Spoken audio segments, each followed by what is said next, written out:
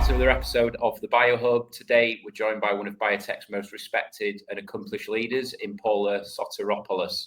With more than 30 years of experience, Paula has built a remarkable career spanning early stage innovation, drug development, commercialization, and executive leadership. Paula was the founding CEO of Akcea Therapeutics, where she led the company through a successful IPO and brought multiple rare disease therapies to market.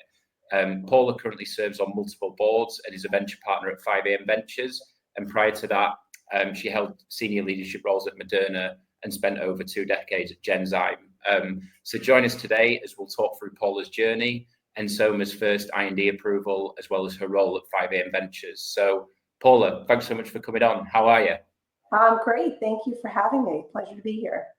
Yeah, it's a pleasure to have you on as well. So look, let's start with a little bit about you then. So can you talk us through your journey through the field and what inspired you to pursue a career in biotech? Oh, sure. I have to say it was probably somewhat by accident that I fell on biotech. When I was young, I was always interested in health and figuring out how things worked, but medical school was financially inaccessible to me, so it was something that I put out of my mind.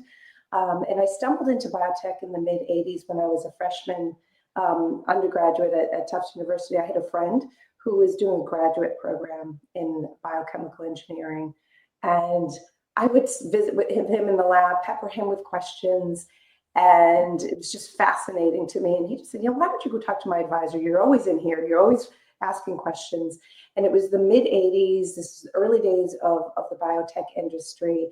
And I think I just was enamored by the potential of what you could do with biology and really transforming health and bringing innovations. And so I switched from being a liberal arts undergrad major to biochemical engineering, went to graduate school, and that's how I started. I never really knowing never really looking at the career as long-term as an engineer. It was really biotech that got me into the start of this path. So you've held leadership roles at both larger companies like Genzyme and early stage startups. How have those experiences shaped your approach to leadership and company building? So during my 2 decades at Genzyme, I had the opportunity to take on many roles and grow in many different capacities, starting from an engineer, and ultimately, when I left there, I was running global businesses. But in between, I took on roles that, in some cases, no one wanted to do, or they were the difficult assignments, or I didn't have the specific experience to take those on. And what was wonderful about the environment, and I credit so much to Henry Tamir, who was the late CEO of Genzyme, who was a mentor to me, for giving me opportunities to take on roles where I may not have had experience. So from engineering, I went over more into the business unit, leading operations, but then I led programs through clinical development, all the way from early stage through approval. I was able to run global launches and had business development responsibility. And so really was able to get a lot of the experience that cuts across a full integrated business and really set me up for my future as a CEO. I mean, I never went into this saying, someday I want to run a biotech company.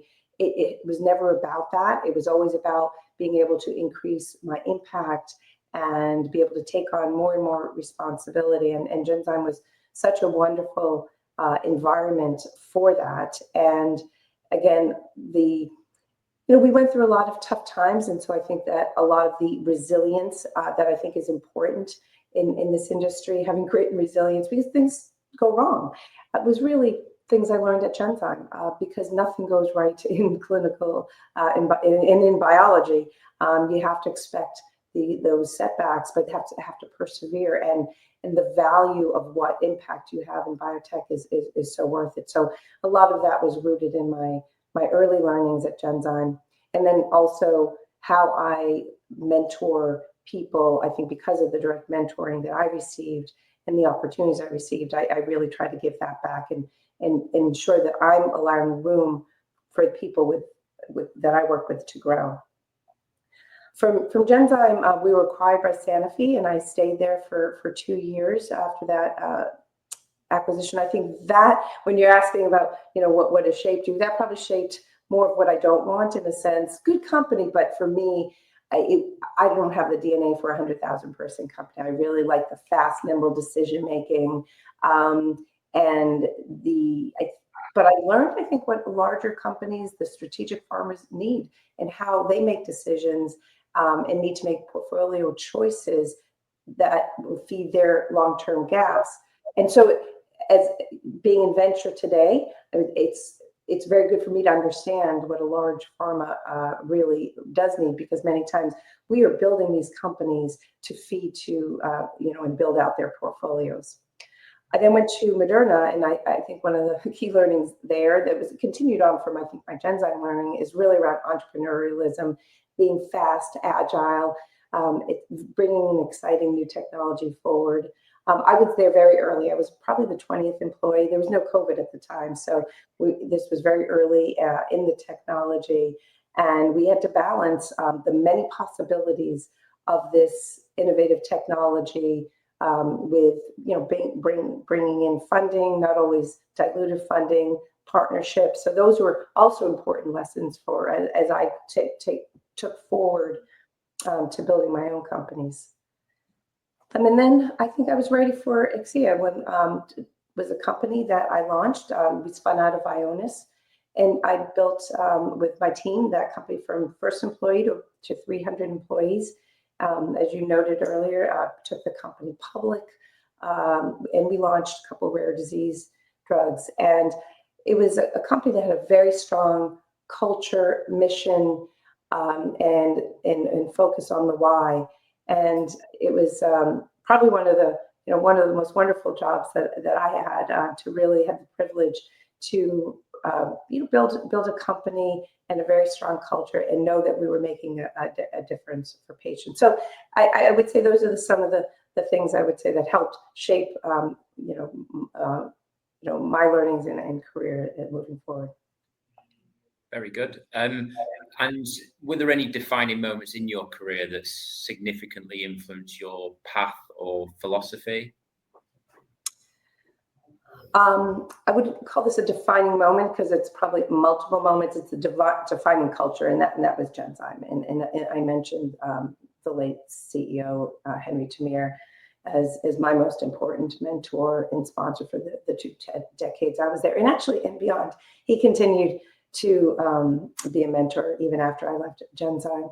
But my very strong focus on patients really does come from the learnings from Genzyme and Henry.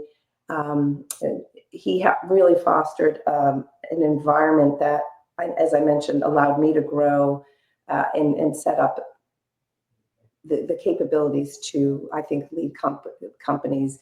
And I think it's important, the things I mentioned earlier, encouraging people to take risks and driving innovation. I don't think we're going to do anything extraordinary in this in this biotech industry if we don't take risks. And it's not just taking risks on the biology, it's taking risks on people.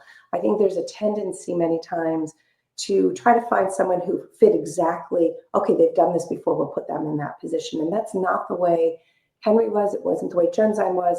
It was, okay, this person has exhibited these incredible characteristics. They've persevered. They've done these amazing things. We're going to put them over here. So it's thinking about moving people not up a ladder, but across lattices, giving them that experience. I think those were probably the most important things. And I call them, it's not a specific defining moment, but it's a collection of all those moments. But there was one defining moment for me, and specifically with Henry, that I remember. I was in his office, and he was the first person that said to me, you are not leading from your authentic self. He said, when we have a one-on-one, I see who you are. I see your passion. I see your drive, your creativity. But when you're presenting in front of a larger group of execs, you're very, maybe the engineer would come out and, very calculated, need to show all of the things that we've done and not really show who I am and that authenticity. And it was the first time, I think, for me, that I could take a step back and say, okay, who am I really? How do I want to lead? What is my authentic voice? And I have taken that through the rest of my career. It has really shaped how I've become a leader or a peer, a colleague, someone who really listens, someone who is not afraid to share personally what drives me, what's important to me, and allowing space for the other person to do so. And I think it creates incredible connections. And also people want to follow someone that they really know who they are, what they believe in, what their why is, that true authentic self. So I think that shaped me tremendously as a leader, and how I then built cultures later. Very good. And one of the boards that you sit on is Ensoma, which you've helped launch from the ground up, and the company has now reached its first IND milestones, which is exciting. What does that milestone mean to you personally and to the future of Ensoma? Yeah, it's really been a privilege to be involved in Ensoma from the seed and launching the company to where we are today. And I started the company. I'm running it, and now I'm chairman of the board and have a wonderful CEO today, and still involved, but not in the day to day. But maybe as I answer that, let me back up a little bit just to give the context of what Ensoma is all about, because I think that's important into why I'm excited. So Ensoma, we're pioneering really a next generation of an in vivo approach to genetically engineer hematopoietic stem cells. And we believe this will broaden access to curative genetic medicines with a durable one-time delivery. And that's important because if you think about modifying hematopoietic stem cells, you think about ex vivo treatments for sickle cell or beta thalassemia or CAR T. Those have these really long, arduous journeys. The patient has to be hospitalized. Their stem cells have to be mobilized and removed from the body. They get chemoablation. Then they get the modified cells introduced back in the body. And then there's a month-long recovery time. All of that it could be months and months in the hospital for a patient. What we're looking to do is a one-time delivery in an outpatient setting. I mean, it's truly transforming. It's a big, bold idea. And that's how we started. It was a big, bold idea. And the hematopoietic stem cell is the most powerful stem cell in the body. And from there, the cell lineages, you move into T cells, myeloid cells, B cells, et cetera. The possibilities of what you can modify and then in turn modify disease really is quite extraordinary. And so to be now, months away from our first treatment of a patient is huge. It's been quite a journey to get here. And before we started the company, there were years, decades of work that was done by our founders. But the technology has, I think the most important thing for me is the ability. And if you think about that ability to do an outpatient setting, it opens up accessibility to patients that would otherwise never have the opportunity to have these really truly modifying genetic advances. It also allows us flexibility and opens up opportunities in more types of diseases. Because in our technology, we're able to put in very large gene insertions to very small, precise gene edits. So we can do either gene editing or gene insertions. So very wide range of diseases. So incredible moment for us. I should say the first program that we're moving forward is in X-linked chronic granulomatous disease. I'm going to call it CGD. It's a big mouthful. It's a rare immunodeficiency with a very, very high unmet need. These patients experience recurrent and severe bacterial or fungal infections, and they have a significantly shortened lifespan. There really is no treatment for them. But stem cell transplantation and a small ex vivo study had shown curative results. So that gives us high confidence in our approach. So we know if we can modify the stem cell, we have the potential to cure these patients. So now this particular study that we're doing really is the first one to validate our technology First, of course, for CGD and these patients, it's important. But what we will show will also support all of the other programs in our pipeline, which include other rare diseases like sickle cell and other opportunities in oncology, because we will be able to show it's safe and that we can truly modify these stem cells. So very excited about it. Yeah, sounds exciting. And you mentioned that Ensoma initially was a bold idea. How was the vision from that bold idea? How has that evolved through the journey from then to now IND filing? Yeah, I mean, it's probably taken a little bit longer, than I expected, as we all do. But part of it is not because the technology didn't work. I think what's been amazing is we have made steady progress all along, which has been incredible. What's evolved perhaps is what is the right first target for us to be looking at. We moved from, if you think about when we started the company, it was actually in COVID. So that was a whole other challenge. Hiring the leadership team, starting via Zoom, or I remember our CSO, we took a walk in the woods, like really far away from each other. So that had its own challenges. And we had set up our first labs, and we could only have so many people in the lab at the same time. Very interesting to start to launch a company that way. I don't think that's how we expected it would be, but hey, again, that's where you get the grit and perseverance. I think we have a very resilient team, and I've just been so thrilled with the steady progress that the team has made along the way. But the market also changed, though, from a financial perspective. We started in a time where biotech that was flush with money, to a time right now where I think people are making different types of choices in investments.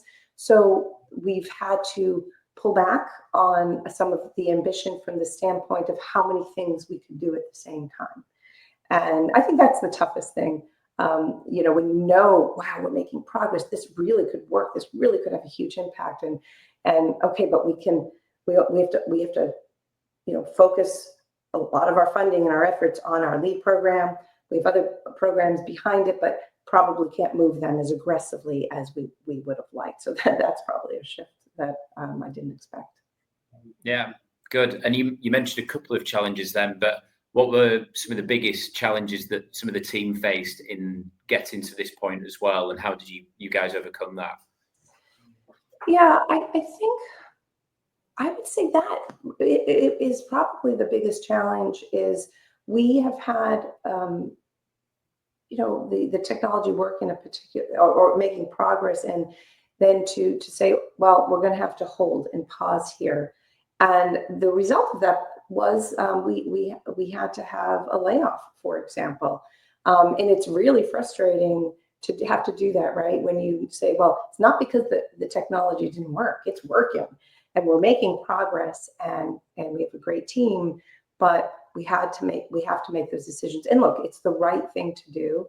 I think investors, by rights, need to make sure that their investments are de-risked, and that is what our first CGD program will do, not only for CGD itself, but as I mentioned, but for the other pipeline programs. So they, of course, continue to put money in, but say, okay, when we show, okay, it's safe, we know that we can transduce the specific cells that we're looking for. All right, now we can see that we could do that in some of these other areas. So setback, yes, it definitely was disappointing, but a necessary thing and an appropriate thing. And with my investor hat, I see, yeah, we've got to do that. Investors are responsible for giving a certain amount of returns to their LPs. Investors take significant risk. If you think about this industry, investing in these companies that you don't know if it's going to work, and so we have to do it responsibly. So very appropriate. Yeah, good. And just taking it back, so your current role as a venture partner at 5am Ventures, can you share a bit of the firm's origin story, and even maybe something to do with like the types of companies you would typically invest in as well? Yeah, 5am is a venture capital firm focused in life sciences, founded in 2002, and really focused on solving important healthcare needs, and mostly through cutting edge breakthroughs in medicine and science. I mean, we're not a type of firm that does Me Too type of opportunities. And so we're primarily therapeutics, but do have some devices and services, but mostly therapeutics. So I will tell you, when I left Akcea and I started, and we were starting Ensoma, I was also at the same time talking to different venture firms because I knew I wanted to get involved in venture. And I gravitated to 5am because of the people, of course, but there was always a strong drive to company building. And for me, that's what I wanted to do. I don't have the traditional venture background. I want to bring my company building, my operating experience to the company. And that is the philosophy of 5am, working really closely with portfolio companies, not just having these passive board roles, but really hands-on when we start the companies, sometimes going in and assuming an operating role, but really staying close to the company, supporting them through growth, when it could be really folks who have a good scientific background or development, or even just the close relationship with investors as the company's going through financings. So it's again, a very hands-on, close relationship, but certainly not a firm that when they're working with a company that tries to tell the management how to run a company. It really is about working with them and enabling them to be successful. So the again, I think I mentioned generally early stage, but we're also doing things that are corporate spin outs. And right now, most especially because where the market is looking at product opportunities that have a shorter development life cycle, faster to the clinic and to an important clinical proof point. Okay. And what makes a startup stand out to you personally when looking at potential investments for 5am? Yeah. So as a general sense, a startup, ideally would have some validated biology. Many times it's the team who are the people that are behind it. For me personally, my lean is, in terms of the areas I look at, is rare disease, just because of my 30 plus years in rare disease. But also right now, in the past few years, I've been very focused in women's health. And the reason, I think, is probably the same reason that I gravitated to rare disease. I am looking to do something where there needs tremendous innovation. And when women's health is an area where there has been just a lack of investment and a lack of understanding of the true biology of women's complex biology and the effect of hormones on many diseases. And so I really am hoping to, help move forward innovative solutions, these areas of high unmet need, again, both rare disease, women's health, that have a profound impact on people's health. Aside from the therapeutic areas that I look at, and as I mentioned, as we think about what is a good startup, what is the foundational science? Ideal situation has the biology been validated. That, by the way, is very hard in women's health because of the lack of investments. If there's clear clinical endpoints or biomarkers, well, that makes that clinical development regulatory path easier, and that de-risks a little bit more. Also, has there been precedence from a clinical and regulatory path? All of these things, tick the box for de-risking those investments. Are there motivated KOLs and patients around this particular disease, so that, again, you can start to think about commercially what could be a success? What's the competition like? What would market access look like? All of those things I do think about very early when I'm looking at an opportunity, even though it could be decades away from thinking about pricing and market access. You need to know that you have that path.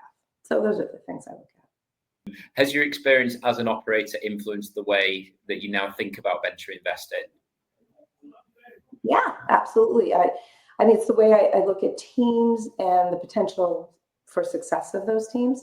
what it takes to start a team from scratch and build a company while you're executing on very aggressive and ambitious goals, and ensuring the expectations of investors are front and center, which I mentioned before. I think my experience in development, regulatory, commercial path, all of those things are critically important to how we assess these new opportunities in investing. It can't just be cool science. I think that was happening a few years ago with a lot of investors. Wow, this is just cool science, but you really have to make sure, does it translate to humans? Can we get it through, clinical development? What are the regulatory risks? So all of those things, having run a company, having brought things from early stage all the way through commercial, are critically important. And then the other area with my experience in small companies is having the experience to having negotiated and led many strategic partnerships with large companies, like Novartis, Pfizer, AstraZeneca, Takeda. When I'm looking or talking or working with a new venture, we are always thinking about that lens. What are the capital needs of the company? Are there strategic opportunities? What are these strategic pharmas going to be looking for? Are they interested in this technology? Because we don't want to just get funding, non-dilutive funding from investors. We need to also look at these, dilutive funding from investors. We need to look at these non-dilutive sources from strategics. And frankly, that validates for investors that if there's a strategic interested, maybe there's a possible exit opportunity. So again, the collective of all my experience, very much so, I think is critically important to how I think about investing in companies. Very good. Well, look, thanks so much for coming on and helping us out with this. I know we had some technical difficulties, but I think you've given I think Ensoma look like they're having a tremendous journey, and I'm looking forward to following that. And yeah, thanks for giving us a run through your role at 5am as well. I think that's a really interesting perspective. So yeah, thanks again for helping us out. It's a pleasure and really a privilege to share some of the things that I've done, and so thank you for having me.